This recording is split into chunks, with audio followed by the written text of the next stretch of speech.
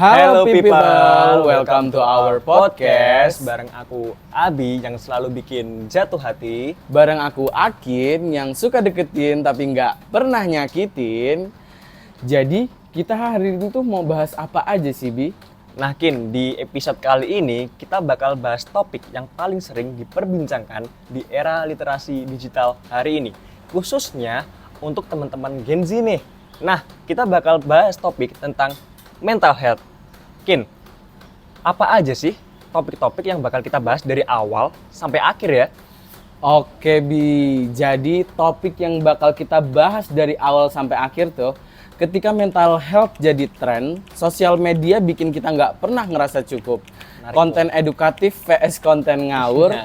Gimana cara kita agar tetap sehat di era digital ini? Nah, menarik banget gak sih teman-teman?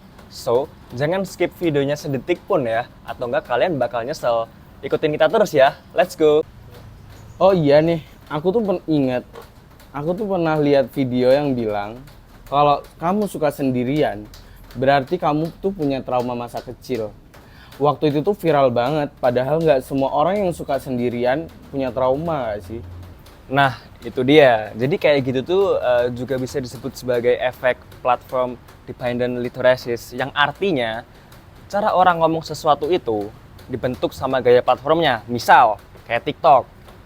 Semuanya harus cepat, catchy, dan emosional biar bisa FYP. Akibatnya ya topik yang nggak sederhana dipaksa untuk menjadi sederhana.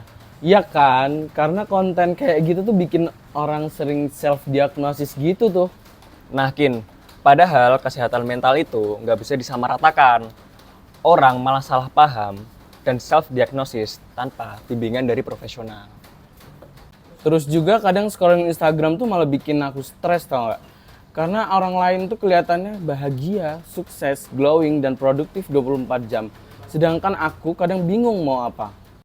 Nah, itu bisa kita bilang sebagai efek social comparison, Kin. Media sosial tuh jadi kayak gimana ya, kayak cermin, bengkok, nunjukin versi paling bagus dari hidup orang lain. Tapi bukan berarti itu realitanya. Jadi otak kita tuh kayak dibandingin, jadinya muncul perasaan yang seakan-akan bilang hidup gua kok ya gini-gini aja ya. Oh, padahal mungkin orang yang kita iriin itu juga insecure ya.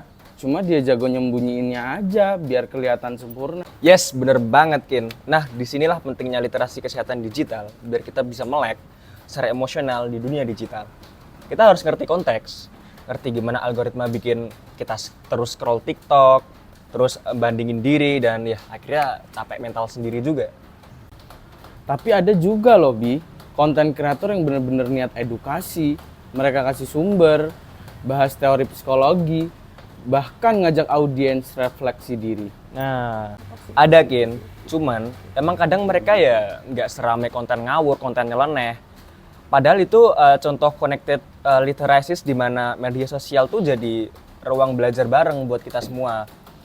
Kemudian ya bukan cuma tempat pamer atau cari validasi semata. Emang ya, Bi, algoritma TikTok tuh aneh. Yang viral tuh malah toxic positivity. Kayak kamu cuma perlu bersyukur, padahal orangnya lagi burn out berat. Nah, makanya literasi digital penting banget. Bukan cuma tahu cara pakai media sosial, tapi juga bagaimana memaknai isinya. Seperti kata Antero Garcia, literasi digital tuh berlapis. Ada yang sosial, emosional, dan bahkan fisik, kayak saat jempol kita geser ke layar. Itu pun bagian dari pengalaman literasi yang embodied. Wah, keren tuh.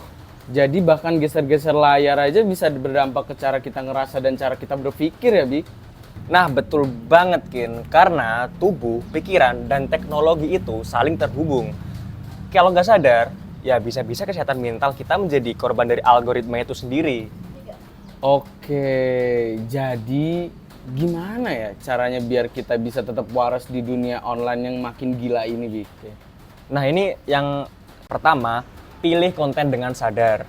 Kalau ada konten mental health yang terlalu dramatis atau tanpa sumber jelas, ya mending di-skip aja, teman-teman. Setuju sih. Kedua juga, aku sering ngatur waktu online. Aku pribadi suka pakai timer gitu, biar nggak kebablasan drum scrolling gitu. Nah, setuju banget, Kin. Timer penting juga ya.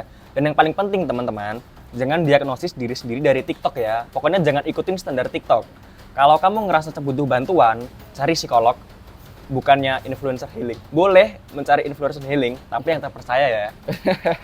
Iya, jangan sampai denger anak introvert itu trauma masa kecil, langsung panik gitu. Iya, bener banget, Kin. Dan yang terakhir, Kin, bangun komunitas digital yang suportif. Literasi digital yang sehat tuh bukan cuma buat diri sendiri loh teman-teman, tapi juga buat bantu orang lain yang ngerti konteks, kasih empati, dan gak ngejudge segampang itu. Wah, ternyata ngobrol soal literasi kesehatan mental tuh deep banget ya.